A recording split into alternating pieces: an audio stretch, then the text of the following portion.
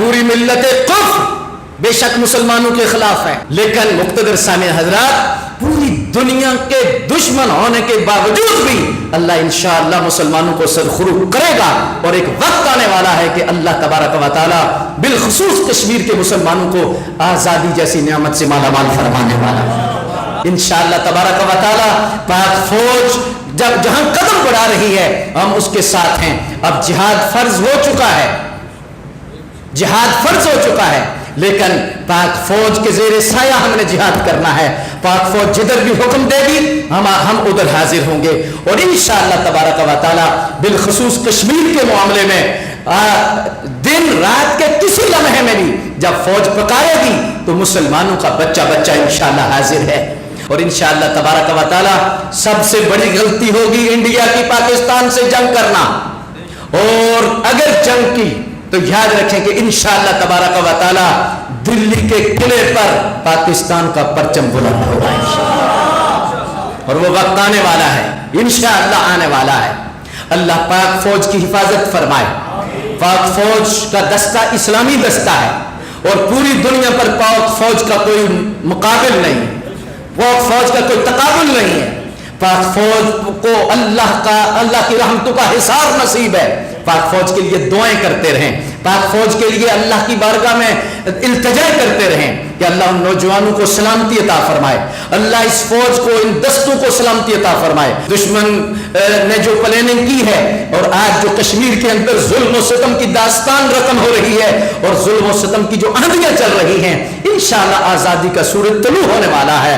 اللہ تبارک و تعالی جل مجدہ الکریم کی بارگاہ میں دعا ہے کہ مالک ہمیں ہمیشہ ہمیشہ کے لیے وہ انسانی سوچ عطا فرمائے، وہ اسلام کی سچی محبت عطا فرمائے، اور وہ ہمدردی عطا فرمائے کہ ایک عضو کو تکلیف ہو تو سارے جسم کو تکلیف ہو۔ مسلمان شام کے اندر تڑپے تو ہم یہاں تڑپیں، مسلمان انڈیا کے اندر تڑپے تو ہم یہاں تڑپیں، یہ ایمان کا درجہ ہے۔ اور اگر یہ تڑپ نہیں ہے تو وہ بندہ اپنے گریبان میں جھانکے کہ وہ کس درجے پہ کھڑا ہے، اس کو جھانکنے کی ضرورت ہے، اسے استغفار کرنے کی ضرورت ہے۔ بہرحال کشمیر کی آزادی تک انشاءاللہ تبارک و تعالی ہم چین سے نہیں بیٹھیں گے، اور ہم پاک فوج کے ساتھ ہیں، اور ہر لمحہ پاک فوج کی حمایت میں ہیں، اور پاک فوج کے لیے دعا گو ہیں۔ اللہ تبارک و تعالی جل مجدہ الکریم کشمیر کو آزادی عطا فرمائے۔ اور یہ آج کشمیر کے یہ معاملات دیکھ کر یہ بات بھی سمجھ پوری دنیا کو آنی چاہیے بین الاقوامی طور پر بھی، کہ جو کتوں پر تنظیمیں بناتے ہیں، جو بلیوں پہ تنظیمیں بناتے ہیں، اور جو مختلف قسم کے حقوق کی تنظیمیں بنی ہوئی ہیں، اور مختلف قسم کا موم بتی مافیا ہے، آج وہ کدھر ہے؟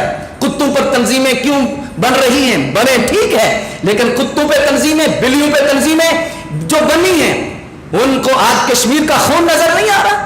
آج کشمیر کے اندر جو ظلم ہو رہا ہے وہ نظر نہیں آ رہا؟ تو آج یہ سارے کا سارا ڈرامہ آپ کو نظر آ چکا ہے کہ پوری کفر ملت اکٹھی ہے، اور وہ ساری دشمن ہے مسلمان قوم کی، اور مسلمان کی دشمن ہی ہے۔ انہیں کوئی غرض نہیں انسانیت سے۔ اگر انسانیت سے غرض ہو، واقعی وہ مخلص ہو انسانیت کے ساتھ، تو چلو مذہب کوئی بھی ہے، مسلمان ہیں کشمیر کے اندر، مذہبی طور پر مذہب کو ایک طرف علیحدہ رہنے دو، لیکن انسان تو ہیں۔ جب تم انسانیت کے نام پر کام کرتے ہو تو آج تمہاری تنظیمیں کہاں ہیں؟ آج کیوں آواز بلند نہیں ہو رہی؟ آج اس اعتبار سے مقتدر سامعین حضرات مسلمانوں کو اکٹھا رہنا ہے۔ جس طرح الکفر ملت واحدہ، ایک کفر ایک ملت ہے، اس طرح مسلمانوں کو بھی ہر جگہ اکٹھا ہونا چاہیے، ہر جگہ اکٹھا رہنا چاہیے، اور یہ عدم اتحاد کی جو فضا ہے اس کو ختم ہونا چاہیے۔ اور اللہ تبارک و تعالیٰ کا فضل ہے کہ بالخصوص پاکستان کے جو مسلمان ہیں وہ سارے کے سارے اکٹھے ہیں کشمیر کے حوالہ سے بالخصوص، اور ان کا ایک ہی نعرہ ہے، کشمیر بنے گا، کشمیر بنے گا، کشمیر بنے گا۔ پاکستان کا مطلب کیا؟ پاکستان کا مطلب کیا؟ انشاءاللہ خون کے آخری قطرے تک آزادی کشمیر کے لیے ہم جد و جہد کرتے رہیں گے، اور پاک فوج کا ساتھ دیتے رہیں گے۔